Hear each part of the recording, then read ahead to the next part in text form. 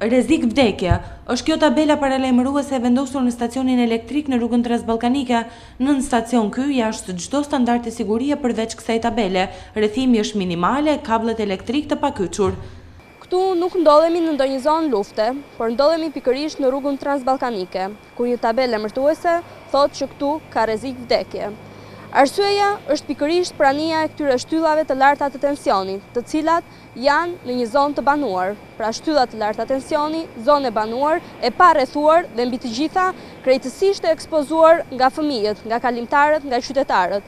Kjo zonë ka nevojë për marrje masash imediate, mbi të gjitha për rrethimin e saj, pasi është lehtësisht e aksesueshme. Aty mund të futet kushdo dhe njëkohësisht mund të rrezikojë jetën e tij.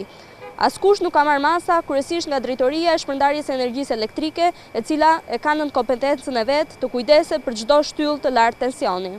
Vetëm pak ditë më parë, operatori i sistemit të shpërndarjes së energjisë elektrike mori masa për largimin e shtyllave të tensionit të lartë pranë stadiumit, ndërkohë që për këtë nën stacion nuk është marrë asnjë masë, edhe pse ndodhet në një zonë të populluar dhe shumë pranë rrugës kryesore. Ndërkohë që sa i përket kabinave të këtij stacioni elektrik, elementi i vetëm i sigurisë janë disa blloqe të cilat lehtësisht mund të lëvizen. Dera mund të hapet dhe çdo fëmijë kurioz mund të rrezikojë jetën e tij brenda këtij stacioni.